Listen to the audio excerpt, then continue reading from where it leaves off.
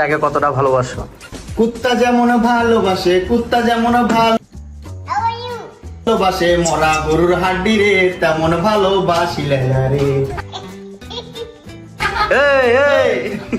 কাউয়া যেমন ভালোবাসে, কাউয়া যেমন ভালোবাসে ডাস্টবিনের ওই ময়লা রে, তেমন ভালোবাসি তোমারে। ভাই মানুষের চিন্তা ভাবনা কত নিচে গেলে এসব বলতে পারে।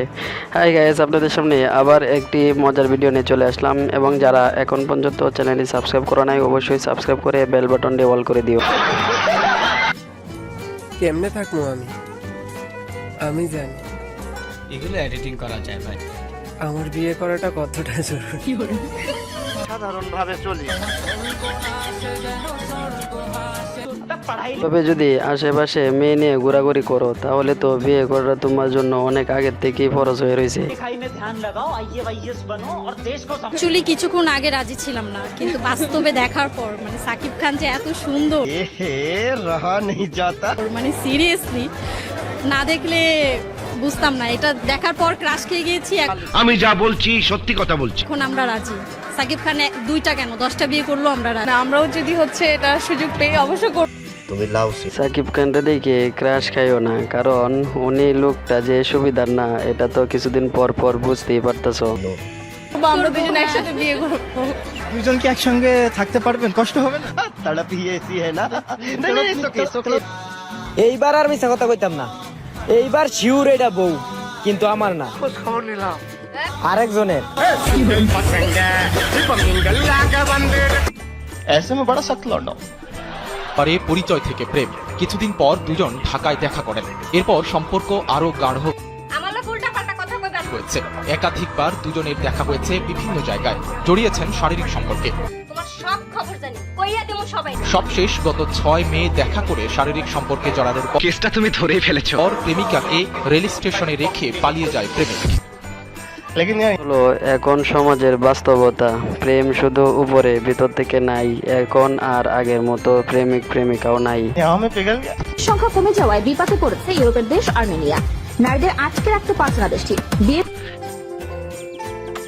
জন্য বিভিন্ন দেশে পাড়ি জমাচ্ছে এই দেশের কুমারী সুন্দরী নারীরা। এই দেশের নারীরা দেখতে যেমনটি সুন্দর, মনে হয় ভেজাল হবে, ঠিক তেমনি মন মাতানো তাদের চলাফেরা। পুরুষকে একটু কাছে পেতে ব্যাকুল হয়ে থাকে সব কুমারী নারীরা। এই দেশের ছেলেরা রাস্তায় চলাচল করতে অনেকটা ভয়ের মধ্যে থাকে। একটি পুরুষকে 5-6 জন নারী মিলে তুলে নিয়ে যায় তাদের রুমে বা কোনো বড় হোটেল কক্ষে। আর তাই এই দেশে আমাদের কথাবার্তা হলে মুই সাইডটা ধরে আশ রাখতে পারি। বিভিন্ন দেশের উদ্দেশ্যে বিয়ের জন্য পাত্র চেয়ে বিজ্ঞাপন জারি করেছে দেশটি। আরে বাবা, আমি নিশ্চিত এটা দেখার পর আমাদের বাংলাদেশের লাইন লাগছে এয়ারপোর্টে। কি গো, সারা মাসি তো আমার নামে বদনাম করলা, এখন আমার মনে ঘটনা বেতন নিবা না?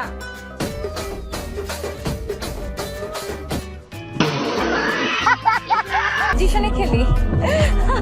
আমি জানি না কোন পজিশনে আজই দুদিন শেষ। খেলি। আমার যখন খেলার যে পজিশন চলে আসে আমি অটো সেই পজিশনে নিজেকে ম্যাচ।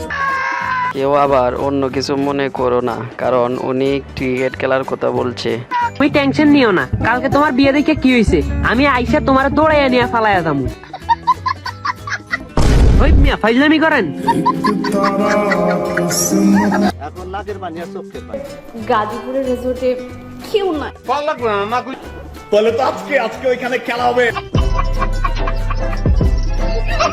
যারা সিগারেট খায় তাদের সাথে ভালো ব্যবহার করুন, কারণ আমি বুঝবো কেমন তারা বেচারা বাঁচবে আর কয়দিন। আবার অন্য কোনো কিছু মনে করো না, কারণ উনি ক্রিকেট খেলার জন্য বলছে, অন্য কিছু না। তো কেন করা হয়? তুমি এটা কিভাবে নাও? মানে কথা কম বলবা। কেন মনে হয়?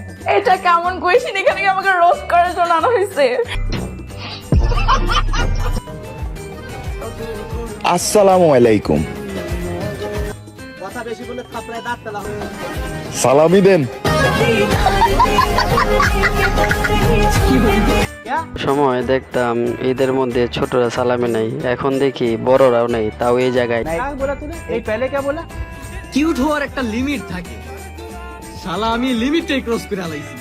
ইতিমধ্যে থাপড়ায় দাঁত ফেলা শুরু হয়েছে। কি করে?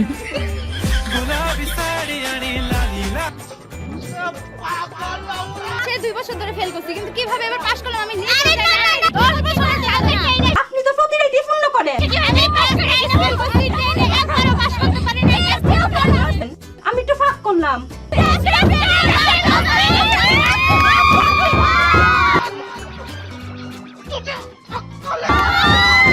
ধারণার বাইরে রেজাল্ট করেছি, তাই অনেক খুশি আমি। ঘুম ভাঙছে? বলো আলহামদুলিল্লাহ।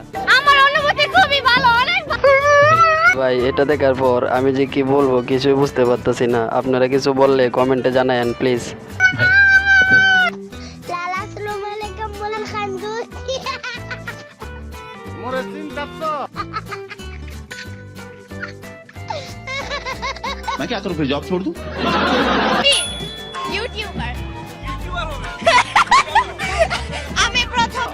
সেটা কি আমাদের কথাই হবে? আমি একটা গাড়ি কিনবো, ল্যাম্বরগিনি। এরপরে দেখেন আমি জানি